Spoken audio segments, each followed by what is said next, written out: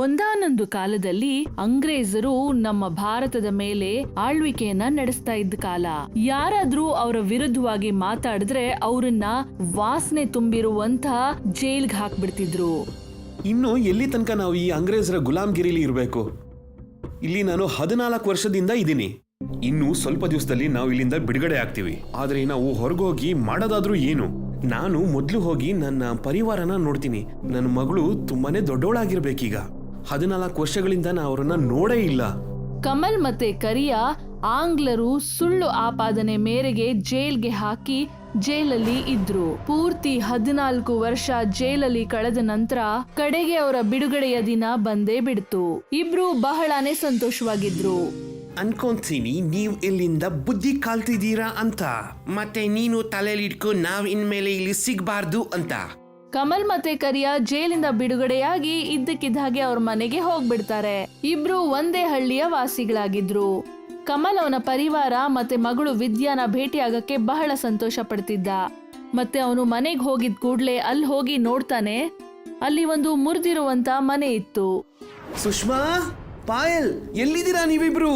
ನೋಡು, ನಾನ್ ಬಂದಿದ್ದೀನಿ. ಸ್ವಲ್ಪ ಹೊತ್ತು ಕೂಗಿದ ನಂತರ ಕೂಡ ಅಲ್ಲಿಗೆ ಯಾರು ಕೂಡ ಬರೋದಿಲ್ಲ. ಮತ್ತೆ ಹಳ್ಳಿಯಲ್ಲಿ ವಯಸ್ಸಾಗಿರೋರು ಒಬ್ರು ಕಮಲ್ಗೆ ಹೇಳಿದ್ರು, ಯಾರಪ್ಪ ನೀನು? ಯಾರಿಗ್ ಕೂಗ್ತಾ ಇದೀಯಾ? ಅರೆ ಗುಮ್ಮಕ್ಕಳ ಅಪ್ಪ, ನೀವಂತೂ ವಯಸ್ಸಾಗಿ ಹೋಗ್ಬಿಟ್ಟಿದ್ದೀರಾ. ನಾನು ಜ್ಞಾಪಕ ಇದ್ದೀನಾ? ಕಮಲ್, ಇವತ್ತಿನ್ನು ಜೈಲಿಂದ ಹೊರಗಡೆ ಬಂದಿದ್ದೀನಿ. ಅರೆ ಬಾ ಬಾ ಮಗನೇ ಕಮಲ್, ನೀನ್ ಹೇಗಿದ್ಯಾ ಇವಾಗ?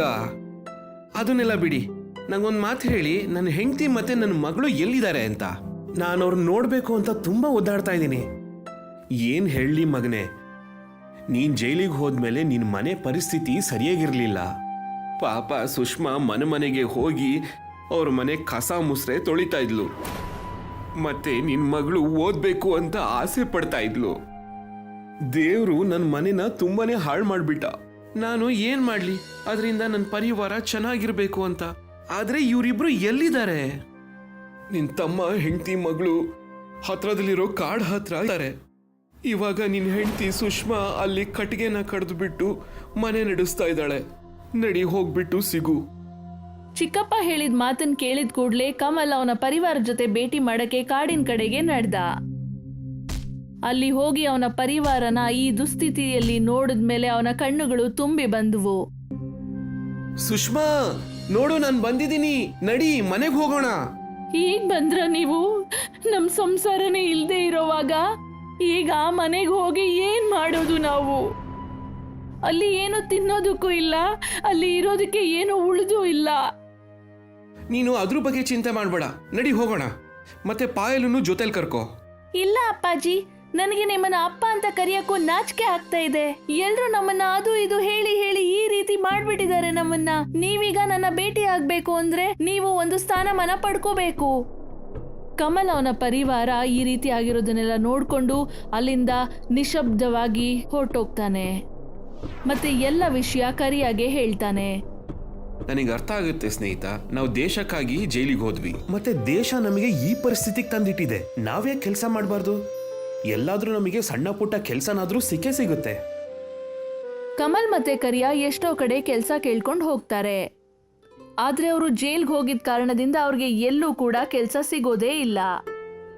ಎಲ್ಲ ಕಸಬಾ ಹಳ್ಳಿಗಳಿಗೆ ಹೋಗಿ ಬಂದ್ವಿ, ಎಲ್ಲೂ ಕೆಲಸ ಇಲ್ಲ. ನಡಿ ನಡಿ, ಅಲ್ಲಿ ಹೋಗೋಣ. ಅಲ್ಲೊಂದು ಭೋಜನಾಲಯ ಕಾಣಿಸ್ತಾ ಇದೆ ನಮಗೆ. ಅಲ್ಲಿ ಹೋಗಿ ನೋಡೋಣ, ಅಲ್ಲೇನಾದ್ರೂ ಕೆಲಸ ಏನೋ ಸಿಗಬಹುದು ಅಂತ. ಕಮಲ್ ಮತ್ತೆ ಕರಿಯಾ ಅಲ್ಲಿ ಹೋಗಿ ಕೆಲ್ಸ ಕೇಳಕ್ಕೆ ಪ್ರಯತ್ನ ಪಡ್ತಾರೆ. ಆಗ ಅಲ್ಲಿನ ಯಜಮಾನಿ ಅವ್ರಿಗೆ ಹೇಳ್ತಾಳೆ, ಹೊರಟೋಗಿ ಇಲ್ಲಿಂದ. ನಿಮ್ಮಂತ ಕಳ್ಳರನ್ನ ಹೇಗ್ ನಂಬೋದು? ನಮ್ಮನೇಲೆ ಏನಾದ್ರೂ ಕದ್ಕೊಂಡು ಹೋಗ್ಬಿಟ್ರೆ ಏನ್ ಮಾಡೋದು? ಹೊರಟೋಗಿ ಇಲ್ಲಿಂದ. ಕರಿಯಾ ಮತ್ತೆ ಕಮಲ್ ಅಲ್ಲಿಂದ ಕೂಡ ನಿರಾಶೆಗೊಂಡು ಹೊರಟೋಗ್ತಾರೆ. ಎಷ್ಟೋ ದಿನ ಪ್ರಯತ್ನ ಮಾಡಿದ್ರು ಅವ್ರಿಗೆ ಯಾವುದೇ ಕೆಲ್ಸ ಸಿಗೋದೇ ಇಲ್ಲ. ಆಗ ಕಮಲ್ ಹೇಳ್ತಾನೆ, ಇದೆಲ್ಲ ಜೈಲಿಂದನೇ ಆಗಿದ್ದು. ನಾವು ಜೈಲಿಗೆ ಹೋಗ್ಲಿಲ್ಲ ಅಂದ್ರೆ ಇಷ್ಟೆಲ್ಲ ಆಗ್ತಾನೆ ಇರಲಿಲ್ಲ. ಮತ್ತೆ ನಡಿ, ಅದೇ ಜೈಲ್ ಹತ್ರ ಹೋಗೋಣ. ಕಮಲ್ ಮತ್ತೆ ಕರಿಯಾ ಅದೇ ಜೈಲ್ ಕಡೆ ಹೋಗ್ತಾರೆ, ಎಲ್ಲಿ ಅವರು 14 ವರ್ಷದಿಂದ ಇರ್ತಾ ಇದ್ರು ಅಲ್ಲಿ. ಮತ್ತೆ ಅಲ್ಲಿ ಹೋಗಿ ಅದೇ ಅಂಗ್ರೇಜಿ ಜೈಲರ್ಗೆ ಹೇಳ್ತಾರೆ, ನೀನು ಕಾರಣ ಇಲ್ದಲೆ ನಮ್ಮನ್ನ 14 ವರ್ಷ ಜೈಲಲ್ಲಿ ಇಟ್ಟಿದ್ದೆ. ಅದರಿಂದ ನಮಗೆ ಒಂದು ಕೆಲಸನೂ ಇಲ್ಲ, ಮತ್ತೆ ಊಟನೂ ಇಲ್ಲ. ಮತ್ತೆ ನಮ್ಮ ಪರಿವಾರ ನಮ್ಮನ್ನು ನೋಡೋದಕ್ಕೂ ಅಸಹ್ಯ ಪಡ್ತಾ ಇದೆ. ನಿಮ್ಮಂತ 2 ಕಾಸಿನ ಜನ ಮತ್ತೆ ಜೈಲಿಗೆ ಬಂದಿದ್ದೀರಾ? ಮತ್ತೆ ಏನ್ ಇಚ್ಛೆ ಪಡ್ತೀಯಾ? ನಾವ್ ಏನ್ ಮಾಡ್ಬೇಕು ನಿಮಗೆ? ನೀವು ನನಗೆ ಕೆಲಸ ಕೊಡಿ, ಇನ್ನೇನ್ ಬೇಕು? ಮತ್ತೆ ನಿಮಗಿದು ಸರಿ ಇರಲ್ಲ. ನಾನು ಸುಸ್ತಾಗೋಗಿದ್ದೀನಿ ನಿಮ್ಮಂತವ್ರನ್ನ ನೋಡಿ ನೋಡಿ. ಯಾವಾಗ್ಲೂ ನಿಮ್ಮಂತ ಕಾಯ್ದೆ ಇಲ್ಲಿ ಬಂದು ಕೆಲ್ಸದ ಭಿಕ್ಷೆ ಕೇಳ್ತಾರೆ. ಏನಂದೆ? ನಮ್ ತರದವರು ಇನ್ನೂ ಇದಾರಾ? ನೀನ್ ಹೇಳಕ್ಕಾಗತ್ತಾ ಅವರೆಲ್ಲ ಎಲ್ಲಿದ್ದಾರೆ ಅಂತ? ನೀನೇ ಹೋಗಿ ನೋಡ್ಕೋ, ನಾನ್ ನಿನ್ನ ಕೆಲಸದವನ್ ಅಲ್ಲ. ಕಮಲ್ ಮತ್ತೆ ಕರಿಯಾ ಕೆಲ್ಸ ಸಿಗದೆ ಇರೋಂತ ಇನ್ನುಳಿದವ್ರನ್ನ ಹುಡ್ಕಕ್ ಶುರು ಮಾಡ್ತಾರೆ. ನೋಡ್ತಾ ನೋಡ್ತಾ ಬಹಳಷ್ಟು ಖೈದಿಗಳನ್ನ ಜಮಾ ಮಾಡಿದ ನಂತರ ಕಮಲ್ ಅವ್ರಿಗೆ ಹೇಳ್ತಾನೆ, ನಮ್ಮೆಲ್ಲರ ಹತ್ರನೂ ಕೆಲಸ ಇಲ್ಲ, ಆದ್ರೆ ನಾವೆಲ್ಲ ಒಟ್ಟುಗೂಡಿ ಏನಾರು ಮಾಡಿದ್ರೆ ಅವಾಗ ನಮ್ಮ ಹತ್ರ ತುಂಬಾನೇ ಕೆಲಸ ಬರುತ್ತೆ. ಆದ್ರೆ ಕಮಲಣ್ಣ, ನಾವು ಏನ್ ಮಾಡಬಹುದು? ನಮಗೆ ಮಾಡಕ್ಕೇನೂ ಬರೋದಿಲ್ಲ, ಮತ್ತೆ ಸಾಮಾನು ಕೂಡ ಏನೂ ಇಲ್ಲ. ನಮಗೆ ಸಮಾಜನೂ ದೂರ ಮಾಡಿಬಿಟ್ಟಿದೆ. ಇದ್ರ ಮಧ್ಯದಲ್ಲಿ ನಾವು ಹೊಸದಾಗಿ ಏನ್ ಮಾಡೋದು? ನಿಮ್ಮಗಳಿಗೆ ಬರೀ ಊಟ ಮಾಡಕ್ ಒಂದೇ ಗೊತ್ತಾ? ಬೇರೆ ಏನೂ ಗೊತ್ತಿಲ್ವಾ? ನಾಚಿಕೆ ಆಗಬೇಕು ನಿಮ್ಮಗಳಿಗೆ. ಆದ್ರೆ ಇವನಿಗೆ ಅಡ್ಗೆ ಮಾಡಕ್ಕೂ ಬರುತ್ತೆ, ಇನ್ನದು ಕುಡಿಯೋದು ಅಂತಿದ್ದಂಗೆ ನಾವ್ಯಾಕೊಂದು ಹೋಟೆಲ್ ಶುರು ಮಾಡಬಾರ್ದು? ಅದರಿಂದ ನಾವು ಜನಗಳಿಗೆ ಊಟ ಹಾಕಿ ದುಡಿಮೆ ಮಾಡಬಹುದು. ಇಲ್ಲ, ಇದನ್ನಂತೂ ಮಾಡಬೇಡಿ. ನಾನಂತೂ ಇಲ್ಲ ಇದರಲ್ಲಿ. ಕಮಲಣ್ಣ, ನಾವು ಒಂದ್ ಸ್ವಲ್ಪ ರೇಷನ್ ಅನ್ನ ಸಾಲ ತಗೊಂಡು ಹೋಟೆಲ್ ಅನ್ನ ಶುರು ಮಾಡಬಹುದು. ನಾವು ಒಂದು ಒಳ್ಳೆ ಜಾಗನ ಹುಡುಕ್ಬೇಕು. ಜಾಗದ ಬಗ್ಗೆ ಚಿಂತೆ ಮಾಡಬೇಡ. ಹಳ್ಳಿಲಿರೋ ನನ್ನ ಮನೆ ಯಾವ ಕೆಲ್ಸಕ್ಕೆ ಬರುತ್ತೆ? ಒಂದು ಜೈಲ್ ಹೋಟೆಲ್ ಶುರು ಮಾಡೋಣ. ಎಲ್ಲ ಜೈಲಿನ ಸ್ನೇಹಿತರು ಸೇರ್ಕೊಂಡು ಆ ಹೋಟೆಲ್ನ ನಡೆಸೋಣ. ಕಮಲ್ ಮತ್ತೆ ಕರಿಯಾ ಇಬ್ರು ಸೇರ್ಕೊಂಡು ಅವರ ಮನೇನ ಒಂದು ರೆಸ್ಟೋರೆಂಟ್ ಅನ್ನಾಗಿ ಮಾಡ್ಬಿಡ್ತಾರೆ. ಅದು ಹಳ್ಳಿಗೆ ಬಹಳ ಹತ್ತಿರವಾಗಿತ್ತು. ಎಲ್ಲ ಕೈದಿಗಳು ಹಳ್ಳಿಗೆ ಹೋಗಿ ಅವರ ಜೈಲ್ ರೆಸ್ಟೋರೆಂಟ್ ನ ಪ್ರಚಾರ ಮಾಡಕ್ ಶುರು ಮಾಡಿದ್ರು. ನೋಡ್ತಾ ನೋಡ್ತಾ ಕೆಲವು ಸಮಯ ಕಳೆದೇ ಹೋಯ್ತು. ಕಮಲ್ನ ಜೈಲ್ ರೆಸ್ಟೋರೆಂಟ್ ತುಂಬಾ ಚೆನ್ನಾಗಿ ನಡೀತಿತ್ತು. ಕಮಲ್ ಮತ್ತೆ ಅವನ ಜೊತೆಗಾರರ ರೆಸ್ಟೋರೆಂಟ್ ತುಂಬಾ ಚೆನ್ನಾಗಿ ನಡೀತು. ಅಣ್ಣ, ನೀವು ಆಲೂ ಪರೋಟ ಮತ್ತೆ ಪಲ್ಯ ನನಗೆ ಕೊಡ್ತೀರಾ? ಹಾ, ಬನ್ನಿ, ಸಿಗುತ್ತೆ. ನೀವು ಹೋಗಿ ಆ ಟೇಬಲ್ ಅಲ್ಲಿ ಕೂತ್ಕೊಳ್ಳಿ. ಜೈಲ್ ರೆಸ್ಟೋರೆಂಟ್ ಅನ್ಬಿಟ್ರೆ ನೀವು ನನ್ಗೆ ಜೈಲ್ ತರನೇ ಊಟ ಕೊಡ್ಬೇಕು ಅಂತ ಏನಿಲ್ಲ, ಗೊತ್ತಾಯ್ತಾ? ಜ್ಞಾಪಕ ಇಟ್ಕೊಳ್ಳಿ, ನಾನ್ ತುಂಬಾ ಅಪಾಯಕಾರಿ. ಒಂದ್ ಕಡೆ ಎಲ್ಲ ಜೈಲಿನ ಖೈದಿಗಳು ಖುಷಿಯಾಗಿದ್ರು. ಎಷ್ಟೋ ದಿನ ಆದ್ಮೇಲೆ ಇದೇ ಒಂದ್ ಸಮಯ ಅವರ ಪರಿವಾರನ ಭೇಟಿ ಮಾಡ್ಬೇಕು ಅಂತ. ಕಮಲ್ನ ಪರಿವಾರ ಕೂಡ ಜೈಲ್ ರೆಸ್ಟೋರೆಂಟ್ ಅಲ್ಲಿ ಬಂದು ಕಷ್ಟಪಟ್ಟು ಕೆಲಸ ಮಾಡ್ತಿದ್ರು. ಮತ್ತೆ ಇನ್ನೊಂದ್ ಕಡೆ ಆ ಅಂಗ್ರೇಜಿ ಜೈಲರ್ಗೆ ಈ ರೆಸ್ಟೋರೆಂಟ್ ಬಗ್ಗೆ ಎಲ್ಲ ತಿಳಿಯಿತು. ನಾನು ಕೇಳ್ಪಟ್ಟೆ ಈ ಜೈಲಿಂದ ಬಂದಿರೋ ಅಂತ ಕೈದಿಗಳು ಏನೋ ಮಾಡ್ತಾ ಇದ್ದಾರೆ ಅಂತ. ಏನ್ ಮಾಡೋದು ಮಾಲೀಕ್ರೆ? ಇವ್ರನ್ನ ಮತ್ತೆ ಒಳಗ್ ಹಾಕೋಣ. ಇವರು ಗುಲಾಮರಾಗಿ ಇರ್ಬೇಕು. ಇವ್ರನ್ನ ಊಟದಲ್ಲಿ ಮಿಲಾವಟ್ ಮಾಡ್ತಿದ್ದಾರೆ ಅಂತ ಹೇಳ್ಬಿಟ್ಟು ಒಳಗ್ ಹಾಕು. ಹೀಗೆ ಆಯ್ತು. ಮಾರನೇ ದಿನ ಆ ಜೈಲರ್ ಬಂದು ಈ ಮಿಲಾವಟಿ ಊಟವನ್ನ ತಯಾರಿಸ್ತಾ ಇದ್ದಾರೆ ಅಂತ ಹೇಳಿ ಇವರನ್ನೆಲ್ಲ ಜೈಲ್ಗೆ ಕರ್ಕೊಂಡು ಹೋಗಕ್ಕೆ ಬರ್ತಾರೆ. ನಾವು ನಿಮಗೆ ಊಟದಲ್ಲಿ ವಿಷ ಹಾಕ್ತಿದ್ದೀರಾ ಅನ್ನೋ ಕೆಲ್ಸಕ್ಕೆ ನಿಮ್ಮ ಮತ್ತೆ ಜೈಲಿಗೆ ಹಾಕ್ತಾ ಇದ್ದೀವಿ. ನೀವು 2 ಕಾಸಿನ ಜನ ಜೈಲಲ್ಲಿ ಇರೋಕೆ ಲಾಯಕು. ಈ ಅಂಗ್ರೇಜಿ ಜೈಲರ್ ಅವರನ್ನೆಲ್ಲ ಅಲ್ಲಿ ಹೋಗಿ ಅರೆಸ್ಟ್ ಮಾಡಕ್ಕೆ ಶುರು ಮಾಡಿದ ಕೂಡ್ಲೆ ಇಡೀ ಹಳ್ಳಿಯವರು ಒಟ್ಟುಗೂಡ್ಬಿಡ್ತಾರೆ. ಮತ್ತವ್ರಿಗೆ ಹೇಳ್ತಾರೆ, ನೀವೆಲ್ಲರೂ ಇಲ್ಲಿಂದ ಹೊರಟೋಗಿ, ಇಲ್ಲ ಅಂದ್ರೆ ಪರಿಣಾಮ ನೆಟ್ಟಗಿರೋದಿಲ್ಲ. ನಾವು ನಿಮ್ಮನ್ನ ಸುಮ್ಮನೆ ಬಿಡೋದಿಲ್ಲ. ನನಗನ್ಸುತ್ತೆ ನಿಮ್ಮನ್ನು ನಾವು ಒಳಗೆ ಹಾಕಬೇಕು ಅಂತ. ಆಂಗ್ಲರು ಎಷ್ಟು ಹೇಳ್ತಾ ಇದ್ದ ಹಾಗೆ ಗುಮ್ಮಡ್ ಕಾಕ ಅವರ ಬ್ಯಾಗಲ್ಲಿದ್ದಂತ ಅಗರಬತ್ತಿಯ ಧೂಳನ್ನ ತೆಗಿತಾರೆ. ಅದನ್ನ ತೆಗೆದು ಅವ್ರಿಗೆ ಹೇಳಕ್ ಶುರು ಮಾಡ್ತಾರೆ,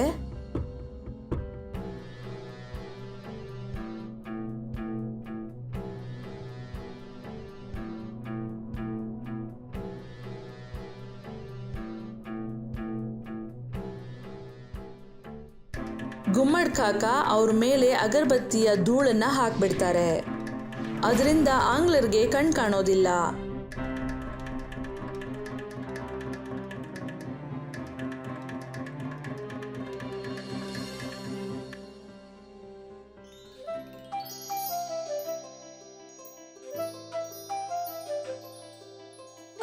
ಗುಮ್ಮಡ್ ಕಾಕ ಅವರ ಈ ಜಾದುವಿನ ಧೂಳು ಆ ಜೈಲ್ ರೆಸ್ಟೋರೆಂಟ್ನ ಬಚಾವ್ ಮಾಡ್ತು. ಇಡೀ ಹಳ್ಳಿಯವರು ಸೇರ್ಕೊಂಡು ಒಗ್ಗಟ್ಟಿನಿಂದ ಅವರನ್ನ ಎದುರಿಸ್ತಾರೆ ಮತ್ತೆ ಅವರನ್ನ ಅವರ ಹಳ್ಳಿಯಿಂದ ಓಡಿಸ್ತಾರೆ. ಹರಿಯಾ ಮತ್ತೆ ದಾರಾ ಬಡ ದಂಪತಿಗಳಾಗಿದ್ರು. ಅವರಿಗೆ ಒಬ್ಬ ಮಗ ಇದ್ದ, ಗೋಪಾಲ್. ಗೋಪಾಲ್ ಓದು ಬರಹದಲ್ಲಿ ಮುಂದಿದ್ದ. ಯಾವಾಗ್ಲೂ ಕ್ಲಾಸಿಗೆ ಫಸ್ಟ್ ಬರ್ತಿದ್ದ. ನೋಡಿ ಅಪ್ಪ, ನಾನ್ ಮತ್ತೆ ಫಸ್ಟ್ ಬಂದೆ. ಮತ್ತೆ ಈ ಬಾರಿ ಮೇಷ್ಟ್ರು ನನಗೆ ಚಾಕ್ಲೇಟ್ ಕೂಡ ಕೊಟ್ಟಿದ್ದಾರೆ. ವಾ, ತುಂಬಾ ಒಳ್ಳೇದು ಮಗನೇ. ಹೀಗೆ ಯಾವಾಗ್ಲೂ ನಮ್ ಹೆಸರನ್ನ ಬೆಳಗ್ತಾ ಇರ್ಬೇಕು ಗೋಪಾಲ್. ಸರಿ ಅಮ್ಮ. ಎಲ್ರೂ ತುಂಬಾ ಖುಷಿಯಾಗಿದ್ರು. ಇವಾಗ ನಾನು ಬೇರೆ ಊರಿನ ದೊಡ್ಡ ಸ್ಕೂಲಿಗೆ ಹೋಗ್ಬೇಕು. ಅದೇ ಪಕ್ಕದ ಹಳ್ಳಿನಲ್ಲಿದ್ಯಲ್ಲ ಅಲ್ಗ? ಹಾ ಹಾ. ಅದು ತುಂಬಾ ದೂರ ಇದೆ. ಅಷ್ಟು ದೂರ ನೀನ್ ಹೇಗ್ ಹೋಗ್ತ್ಯಾ? ಅಮ್ಮ, ನಾನು ಹೋಗ್ತೀನಿ. ನನ್ನ ಎಲ್ಲ ಗೆಳೆಯರು ಕೂಡ ಅದೇ ಸ್ಕೂಲಿಗೆ ಹೋಗ್ತಾ ಇದ್ದಾರೆ. ಅವ್ರ ಜೊತೆಗೆ ನಾನು ಹೋಗ್ಬಿಡ್ತೀನಿ. ಇದಂತೂ ತುಂಬಾ ಒಳ್ಳೆಯ ವಿಷಯ. ನಿನ್ ಜೊತೆ ನಿನ್ ಗೆಳೆಯರು ಕೂಡ ಇರ್ತಾರೆ. ಕೇವಲ ಮಳೆಗಾಲದಲ್ಲಿ ತೊಂದರೆ ಆಗ್ಬೋದು. 5 ಕಿಲೋಮೀಟರ್ ನೆನ್ಕೊಂಡೇ ಹೋಗ್ಬೇಕು. ಯಾಕ್ ನೆನಿತ್ಯಾ? ನಿನ್ಗೋಸ್ಕರ ಒಂದು ಛತ್ರಿ ಕೊಡಿಸ್ತೀವಿ. ಅಮ್ಮ, ನಮ್ಮ ಹತ್ರ ತಿನ್ನೋದಕ್ಕೆ ಹಣ ಇಲ್ಲ, ಮತ್ತೆ ಛತ್ರಿ ಎಲ್ಲಿಂದ ತರ್ತೀರಾ? ಮಗು, ಇನ್ನು ಮಳೆಗಾಲ ಬರಕ್ಕೆ 1 ತಿಂಗಳು ಇದೆ. 1 ತಿಂಗಳಲ್ಲಿ ನಾವು ಇಷ್ಟಂತೂ ಹಣ ಸೇರಿಸ್ತೀವಿ, ಮತ್ತೆ ನಿನಿಗೋಸ್ಕರ ಒಂದ್ ಛತ್ರಿ ಕೊಡಿಸ್ತೀವಿ. ನಿಜವಾಗ್ಲೂನಾ ಅಪ್ಪ? ಹೌದು ಪುಟ್ಟ, ನೀನೇನೋ ಚಿಂತೆ ಮಾಡ್ಬೇಡ. ನೀನು ಕೇವಲ ನಿನ್ ಓದಿನ ಕಡೆ ಗಮನ ಕೊಡು. ಹರಿಯ ಮರದ ಮಂಕ್ರಿ ಮಾಡೋ ಅಂತ ವ್ಯಾಪಾರಿ ಆಗಿದ್ದ. ಅವನು ಕಾಡಿಂದ ಬಿದ್ರನ್ನ ಕತ್ತರಿಸ್ಕೊಂಡು ಅದನ್ನ ತಗೊಂಡ್ ಬರ್ತಾ ಇದ್ದ. ಮತ್ ಅದ್ರಿಂದ ಅವನು ಬುಟ್ಟಿಗಳನ್ನ ಮಾಡ್ತಿದ್ದ. ಆ ಮಂಕ್ರಿಗಳನ್ನ ಮಾರೋದಿಕ್ಕೆ ಅವನು ದೂರ ದೂರದ ಹಳ್ಳಿಗಳಿಗೆಲ್ಲ ಹೋಗ್ತಿದ್ದ. ಬುಟ್ಟಿ ತಗೊಳ್ಳಿ, ಬುಟ್ಟಿ 30 ರೂಪಾಯಿ, 40 ರೂಪಾಯಿ, 50 ರೂಪಾಯಿ. ಅಲ್ಲಿದ್ಯಲ್ಲ ಅದೆಷ್ಟು? ಅಕ್ಕ, 50 ರೂಪಾಯಿ. ಅಯ್ಯೋ ದೇವ್ರೆ, ಅದಂತೂ ತುಂಬಾ ಜಾಸ್ತಿನೇ ಆಯ್ತು. ಆ ಮಂಕ್ರಿನ 30 ರೂಪಾಯಿ ಕೊಡೋದಾದ್ರೆ ಕೊಡು. ಹೆಚ್ಚು ಕಮ್ಮಿ 35 ರೂಪಾಯಿ ಆದ್ರೂ ಕೊಡಿ. ಇಲ್ಲ ಇಲ್ಲ, 30 ರೂಪಾಯಿಗಿಂತ 1 ರೂಪಾಯಿ ಜಾಸ್ತಿ ಕೊಡಲ್ಲ. ಸರಿ, ತಗೊಂಡ್ ಹೋಗಿ. ಬಂದಂತ ಪ್ರತಿಯೊಬ್ಬ ಗ್ರಾಹಕರು ಹರಿಯ ಹತ್ರ ಚೌಕಾಸಿ ಮಾಡ್ತಿದ್ರು. ಹಾಗಾಗಿ ಅವನ ಸಂಪಾದನೆ ತುಂಬಾ ಕಮ್ಮಿ ಇತ್ತು. ಇದಂತೂ ತುಂಬಾ ಕಮ್ಮಿ ಇದೆ. ಇದ್ರಲ್ಲಿ ಗೋಪಾಲ್ಗೆ ಛತ್ರಿ ತಗೊಳ್ಳೋದಿಕ್ಕೆ ಎಲ್ಲಿಂದ ಉಳಿಸ್ಲಿ ನಾನು? ಪರವಾಗಿಲ್ಲ, ನೀನ್ ಇದ್ರಿಂದ ರೇಷನ್ ತಗೊಂಬ. ನಾಳೆ ನಾನ್ ನೋಡ್ತೀನಿ, ಸಾಯಂಕಾಲ ಮಾರುಕಟ್ಟೆಗೆ ಹೋಗ್ತೀನಿ. ಬಹುಶಃ ಇನ್ನು ಉಳಿದಿರೋ ಬುಟ್ಟಿಗಳು ಸೇಲ್ ಆಗ್ಬೋದು. ಸರಿ. ಹರಿಯ ಮತ್ತೆ ದಾರ ಛತ್ರಿ ಕೊಂಡ್ಕೊಳ್ಳೋದಿಕ್ಕೆ ದುಡ್ಡನ್ನ ಕೂಡ ಹಾಕ್ತಿದ್ರು. ಆದ್ರೆ ತಿಂಗಳು ಕಳೆದ್ರು 100 ರೂಪಾಯಿನ ಕೂಡ ಅವರು ಉಳ್ಸೋದಕ್ಕಾಗ್ಲಿಲ್ಲ. ಇಷ್ಟು ಕಮ್ಮಿ ದುಡ್ಡಲ್ಲಿ ಛತ್ರಿ ಎಲ್ಲಿಂದ ಬರುತ್ತೆ? ಗೊತ್ತಿಲ್ಲ. ಜೊತೆಗೆ ಈ ಮಳೆ ಕೂಡ ಶುರು ಆಗ್ಬಿಟ್ಟಿದೆ. ಇವಾಗ ಗೋಪಾಲ್ ಸ್ಕೂಲಿಗೆ ಹೇಗ್ ಹೋಗ್ತಾನೆ? ಹೇ ಕುಲದೇವತೆ, ನಮಗ್ ಸಹಾಯ ಮಾಡು. ಇಬ್ರು ಕೂಡ ತಮ್ಮ ಕುಲದೇವತೆ ಹತ್ರ ಪ್ರಾರ್ಥನೆ ಮಾಡ್ಕೊಂಡ್ರು. ಅವತ್ತು ರಾತ್ರಿ ಇಡೀ ಕುಟುಂಬ ಮಳೆ ಬಗ್ಗೆ ಯೋಚನೆ ಮಾಡೇ ತಲೆ ಕೆಡಿಸ್ಕೊಂಡಿದ್ರು. ಗೋಪಾಲ್ ಕಣ್ಣು ಕಿಟಕಿನಲ್ಲೇ ಇತ್ತು. ಹೊರಗಡೆ ಜೋರಾಗಿ ಸುರಿತಾ ಇರೋ ಮಳೆನ ನೋಡಿ ಅವನು ಯೋಚಿಸ್ತಿದ್ದ. ಇವಾಗ ಹೇಗ್ ಸ್ಕೂಲಿಗೆ ಹೋಗ್ಲಿ? ಇಷ್ಟು ಜೋರಾದ ಮಳೆಲಂತೂ ಎಲ್ಲ ಬುಕ್ಗಳು ಚಂಡಿಯಾಗ್ಬಿಡುತ್ತೆ. ಅನ್ಸುತ್ತೆ ನಾಳೆ ಸ್ಕೂಲಿಗೆ ರಜೆ ಹಾಕ್ಬೇಕು. ಹೇ ದೇವಿ ಅಮ್ಮ, ನನಗ್ ಸಹಾಯ ಮಾಡಿ. ಗೋಪಾಲ್ ಮಾತ್ರ ಅಲ್ಲ, ಹರಿಯ ಕೂಡ ತುಂಬಾ ತಲೆ ಕೆಡಿಸ್ಕೊಂಡಿದ್ದ. ಮಾರನೇ ದಿನ ಬೆಳಗ್ಗೆ ಮಳೆ ಇನ್ನೂ ಜೋರಾಯ್ತು. ಅಮ್ಮ, ಈ ಮಳೆ ಅಂತೂ ನಿಲ್ಲುವ ಮಾತೇ ಕೇಳ್ತಾ ಇಲ್ಲ.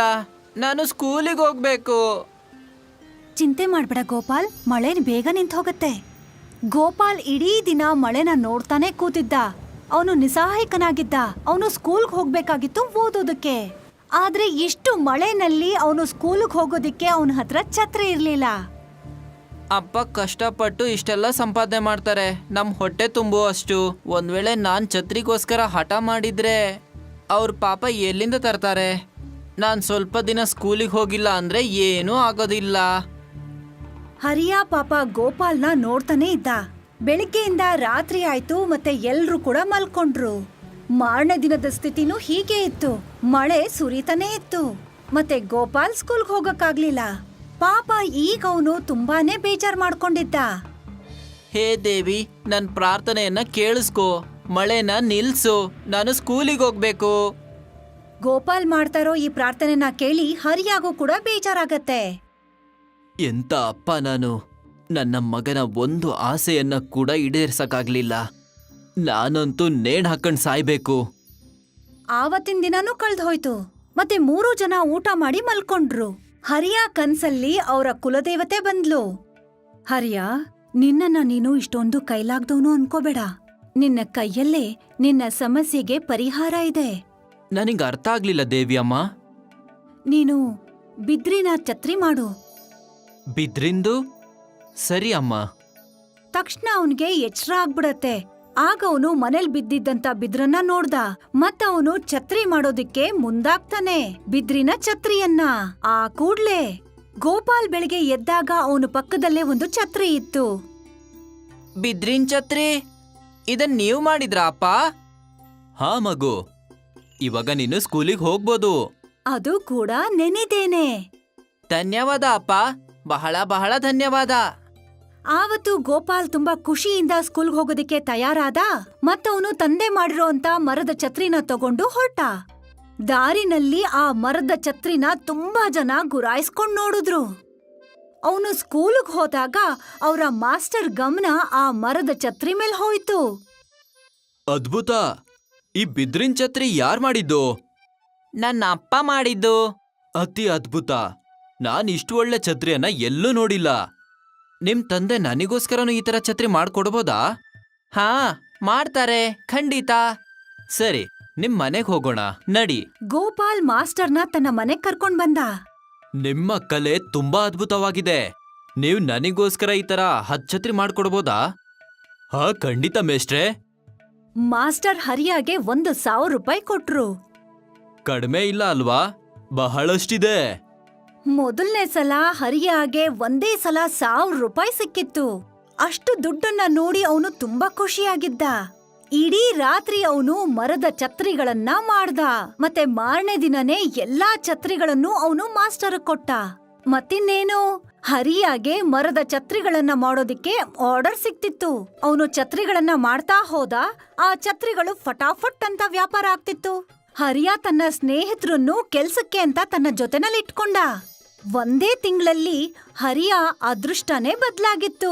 1 ವರ್ಷ ಸಂಪಾದನೆ ಮಾಡಕ್ಕಾಗ್ದಿರೋ ಅಷ್ಟು ದುಡ್ಡನ್ನ ಒಂದೇ ತಿಂಗಳಲ್ಲಿ ಸಂಪಾದನೆ ಮಾಡಿದ್ದ ಛತ್ರಿಯಿಂದ. ಆಮೇಲೆ ಒಂದು ದಿನ ಒಬ್ಬ ಬಿಸ್ನೆಸ್ ಮೆನ್ ಹರಿಯಾ ಹತ್ರ ಬರ್ತಾನೆ. ಹರಿಯಾ ಅವ್ರೆ, ನಿಮ್ಮ ಈ ಬಿದ್ರಿನ್ ಛತ್ರಿಯ ಐಡಿಯಾ ತುಂಬಾ ಅದ್ಭುತವಾಗಿದೆ. ಇದ್ರಿಂದ ವೇಸ್ಟೇಜ್ ಕೂಡ ಕಡಿಮೆ ಆಗುತ್ತೆ. ಈ ಈಕೋ ಫ್ರೆಂಡ್ಲಿ ಛತ್ರಿಯನ್ನ ನಾನ್ ನನ್ನ ಎಲ್ಲ ಮಾಲ್ಗಳಲ್ಲಿ ಮಾರ್ಬೇಕಂತಿದ್ದೀನಿ. ನನಗೇನು ಅರ್ಥ ಆಗ್ಲಿಲ್ಲ ಸರ್. ಅಪ್ಪ, ಇವ್ರು ಹೇಳ್ತಾ ಇದ್ದಾರೆ ನಿಮ್ಮ ಈ ಬಿದ್ರಿನ್ ಛತ್ರಿಯಿಂದ ವಾಯು ಮಾಲಿನ್ಯ ಕಡಿಮೆ ಆಗ್ತಿದೆ ಅಂತ. ಗೊತ್ತಾ, ಅವರು ನಿಮ್ಮ ಈ ಛತ್ರಿಯನ್ನ ಅವರ ದೊಡ್ಡ ದೊಡ್ಡ ಅಂಗಡಿಯಲ್ಲಿ ಮಾರ್ಬೇಕು ಅಂತಿದ್ದಾರೆ. ನಿಮಗೆ ಆರ್ಡರ್ ಕೊಡೋದಕ್ಕೆ ಬಂದಿದ್ದಾರೆ. ನನಗೆ ಪ್ರತಿ ವಾರ 1,000 ಛತ್ರಿ ಬೇಕು. ಇದನ್ ತಗೊಳ್ಳಿ ಅಡ್ವಾನ್ಸ್. ಆ ವ್ಯಕ್ತಿ ಹರಿಯಾಗೆ 1,00,000 ರೂಪಾಯಿ ಕೊಟ್ಟ. ಜೀವನದಲ್ಲಿ ಮೊದಲನೇ ಬಾರಿಗೆ ಹರಿಯಾ 1,00,000 ರೂಪಾಯಿನ ನೋಡಿದ್ದ. ಹರಿಯಾ ಹಳ್ಳಿಲಿದ್ದಂತ ಇನ್ನೂ ಕೆಲವು ಜನಗಳನ್ನ ಕೆಲ್ಸಕ್ ತಗೊಂಡ. ಅವ್ರೆಲ್ರೂ ಹಗಲು ರಾತ್ರಿ ಕಷ್ಟ ಪಡ್ತಾ ಇದ್ರು. ಮತ್ತೆ ಮರದ ಛತ್ರಿಗಳನ್ನ ಡೆಲಿವರಿ ಕೊಡೋಕ್ ಶುರು ಮಾಡಿದ್ರು. ನೋಡ್ತಾ ನೋಡ್ತಾ ಎಲ್ಲಾ ಮಾಲ್ಗಳಲ್ಲಿ ಹರಿಯಾ ಮಾಡಿರೋಂತ ಮರದ ಛತ್ರಿಗಳು ವ್ಯಾಪಾರ ಆಗ್ತಿದ್ವು. ಮತ್ತೆ ಹರಿಯಾಗೆ ಸನ್ಮಾನ ಮಾಡಿ ಅವಾರ್ಡ್ ಅನ್ನ ಕೊಡ್ತಾರೆ. ಅವನ ಈಕೋ ಫ್ರೆಂಡ್ಲಿ ಮರದ ಛತ್ರಿಗಳು ಇಡೀ ಪ್ರಪಂಚದಲ್ಲೇ ಹೆಸರು ಮಾಡಿತ್ತು. ದೇವಿ ಅಮ್ಮ, ನಿಮಗೆ ಬಹಳ ಬಹಳ ಧನ್ಯವಾದ. ನೀವು ಸರಿಯಾಗಿ ಹೇಳಿದ್ರಿ. ನನ್ನ ಸಮಸ್ಯೆನೇ ನನ್ನ ಸಮಾಧಾನ ಅಂತ. ಆವತ್ತು ಹರಿಯಾಗೆ ಜೀವನದ ಒಂದು ದೊಡ್ಡ ಪಾಠ ಗೊತ್ತಾಗಿತ್ತು. ಯಾವ ಮಳೆನ ಅವನು ಸಮಸ್ಯೆ ಅಂತ ಅನ್ಕೊಂಡಿದ್ನೋ ಆ ಮಳೆನೇ ಅವನಿಗೆ ಅವನ ಜೀವನದ ಅದೃಷ್ಟನ ಬದಲಾಯಿಸೋಂತ ದಾರಿ ಆಗಿತ್ತು. ಅದಕ್ಕೆ ಸ್ನೇಹಿತರೆ, ಸಮಸ್ಯೆಗಳಿಂದ ಹೆದರ್ಕೊಂಡ್ ಓಡ್ ಹೋಗೋದಲ್ಲ, ಬದ್ಲಿಗೆ ಅದನ್ನ ಪರಿಹಾರ ಮಾಡ್ಕೊಳ್ಳೋದ್ರಲ್ಲೇ ಫಲ ಸಿಗೋದು.